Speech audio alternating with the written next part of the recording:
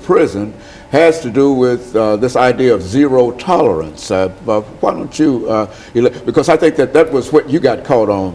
Is that right, Ms. Hughes? This idea of zero tolerance, which is to say that there could be no forgiveness if the idea is what? Zero tolerance. Right. That is, you've committed a sin or whatever, and therefore you're out. Is that how most people interpret zero tolerance in the system? Yes, very true. And what a lot of people don't know is that the zero tolerance laws are very flexible, that they're very specific as to what they're supposed to be used for. But a lot of schools and a lot of principals use them just very fluidly for whatever they feel like using it for in the moment.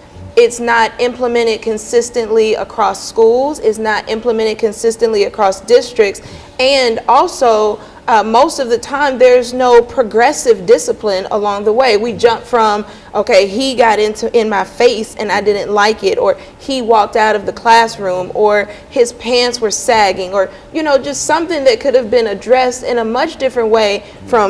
We go from 0 to 60 in 4 seconds, as opposed to looking at what other options we have.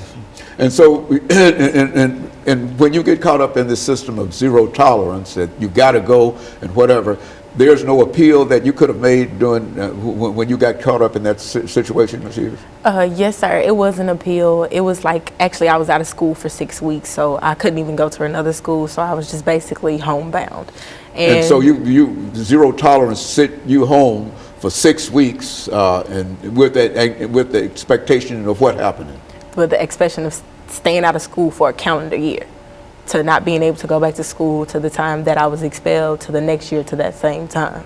So we went from, she was expelled for a calendar year, and then we went through the process of appeals, and they reduced it to six weeks? Yeah. And then she ended up having to transfer But schools. she's also separated from all of the people that she knew in that school from the first time. Is that right? Yeah, from actually elementary school. So I had grew up with them. They had knew me. They had basically knew my story, my struggle, and how I wanted to be different. And I was just separated from them.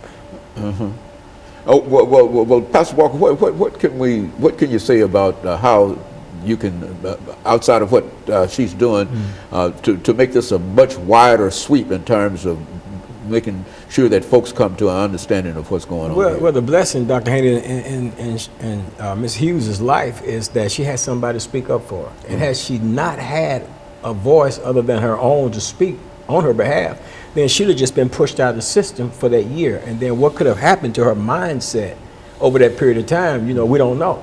But we're thankful that she did have some people that will speak up for her and challenge, you know, like she just said, we're not fighting the system, but challenging the system to do what's right.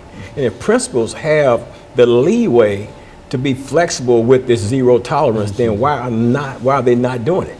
You know, why are they so quick to rush to judgment, to push somebody's life down the drain? And, you know, my only response to that would be, of course, this prison industrial complex, this privatization of prisons, and the monies, you know, people are exchanged on the stock market now.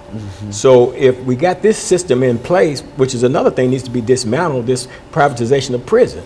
Because, I mean, now you got judges and everybody getting caught up with selling, you know, people into the prison system. Then you got the school to prison pipeline, which definitely got to be challenged, got to be broken up, so that we can stop people from being funneled from the third grade, identifying the third grade. Very good, going to the prison. Absolutely. Very good. And of course, let me thank the three of you for coming by, Ms. Hughes and Ms. Fatuga, and Pastor Walker for giving us that excellent information. And I think that it sort of laid the foundation for folks to see things a little different in terms of what is really happening in the system.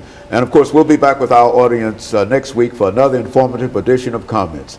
Thank you and good morning.